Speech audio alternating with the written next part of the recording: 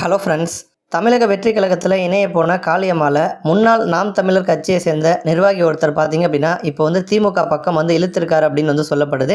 அதை பற்றி தான் இப்போ நம்ம வந்து டீட்டெயிலாக வந்து பார்க்க போகிறோம். இப்போ சமீப காலமாகவே பார்த்தீங்க அப்படின்னா காளியம்மாளுக்கும் சீமானுக்கும் வந்து கருத்து வேறுபாடு வந்து இருக்குது. காளியம்மாள் வந்து விலக போகிறாங்க, நாம் தமிழர் கட்சியை விட்டு வெளில வந்து போக போகிறாங்க அப்படிங்கிற மாதிரியான செய்திகள் பார்த்தீங்க அப்படின்னா சமீப காலமாகவே தொடர்ந்து இருந்துட்டு வந்துச்சு.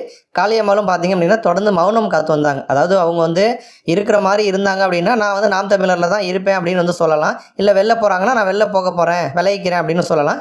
அவங்களும் தொடர்ந்து மௌனம் காத்துட்டு வந்தாங்க. கரெக்டாக பார்த்தீங்க அப்படின்னா தமிழக வெற்றி கழகம் ஒரு வருஷம் அவங்க வந்து கட்சி ஆரம்பித்து அந்த 2வது வருஷத்தில் வந்து ஸ்டார்ட் பண்ணுற அந்த ஒரு தொடக்க விழாவுக்கு ஒரு நாட்களுக்கு முன்பு பார்த்தீங்க அப்படின்னா காளியம்மாள் வந்து நான் தமிழர் கட்சியிலேருந்து விலகினாங்க.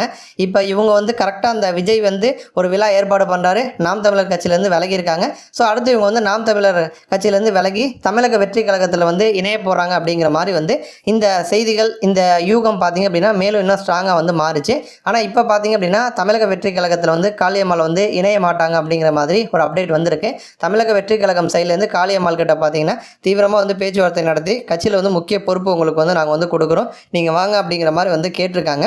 ஆனால் வந்து காளியம்மாளை வந்து தமிழக வெற்றி கழகத்துக்கு வந்து போக விடாமல் தடுத்தது வந்து யார் அப்படின்னா முன்னாள் நாம் தமிழர் கட்சியை சேர்ந்த ராஜீவ்காந்தி தான் வந்து பண்ணார் அப்படின்னு வந்து சொல்லப்படுது.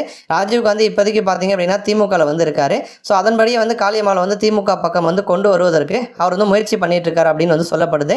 ஏன்னா தமிழக வெற்றி கழகத்தை பொறுத்த வரைக்கும் அவங்க வந்து புதிய கட்சி, அங்கே போனோம் அப்படின்னா எதிர்காலம் அப்படிங்கிறது இருக்குமா இல்லையா அப்படிங்கிறது வந்து தெரியாது. பட் அதுவே வந்து திமுகவில் வந்து உள்ளே வந்தாங்க அப்படின்னா அவங்களுக்குன்னு அவங்களுடைய அரசியல் அங்கீகாரம் இன்னும் கொஞ்சம் அதிகமாகும், அவங்களுடைய நீண்ட கால அரசியல் வளர்ச்சிக்கு வந்து அது வந்து உறுதுணையாக இருக்கும் அப்படின்னு வந்து சொன்னதுனால தமிழக வெற்றி கழகத்துக்கு வந்து போக வேணாம், நம்ம வந்து திமுக பக்கமே வந்து போகலாம் அப்படிங்கிற மாதிரி ஒரு முடிவில் காளியம்மாள் இருக்காங்க அப்படிங்கிற மாதிரி தொடர்ந்து சோசியல் மீடியாவில் பார்த்தீங்கன்னா அப்டேட் வந்துட்டுருக்கு. அதேமாதிரி காளியம்மாளை பொறுத்த வரைக்கும் அவங்க வந்து ராஜ்யசபா சீட்டு கேட்டதாகவும் வந்து சொல்லப்படுது. ஆனால் திமுக தரப்புலேருந்து இந்த ஒரு விஷயம் பார்த்தீங்க அப்படின்னா அவங்களுக்கு வந்து திடீர் அதிர்ச்சியாக தான் வந்து இருக்கும். ஏன்னா வந்து கட்சியில் உள்ள வரத்துக்கே வந்து எம்பி சீட்டு வந்து கேட்குறாங்களே, ஸோ இது வந்து செட் ஆகுமா, உள்ளே வந்த உடனே எப்படி வந்து சீட்டு கொடுக்கறது அப்படிங்கிற மாதிரி திமுக வந்து கொஞ்சம் வந்து தயக்கத்தோடு இருக்காங்க அப்படின்னு வந்து சொல்லப்படுது. இந்த ராஜ்யசபா சீட்டு பிரச்சனைனால தான் இந்த இழுபறி வந்து நீடிச்சிட்டு இருக்கு அப்படின்னு வந்து சொல்லப்படுது.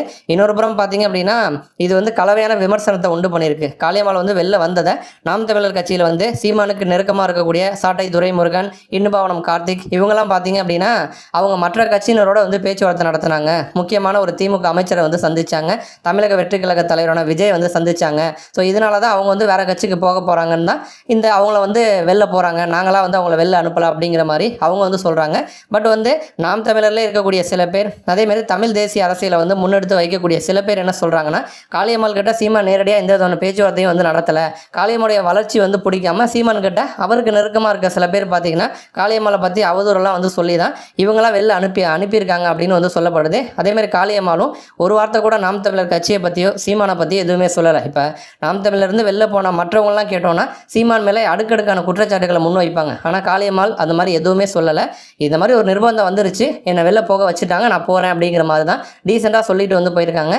ஸோ அடுத்து பார்த்தீங்க அப்படின்னா திமுகவில் அவங்களுக்கு வந்து கூடிய விரைவில் அவங்க வந்து இணைவாங்க அப்படின்னு வந்து சொல்லப்படுது. பொறுத்திருந்து பார்ப்போம். நன்றி.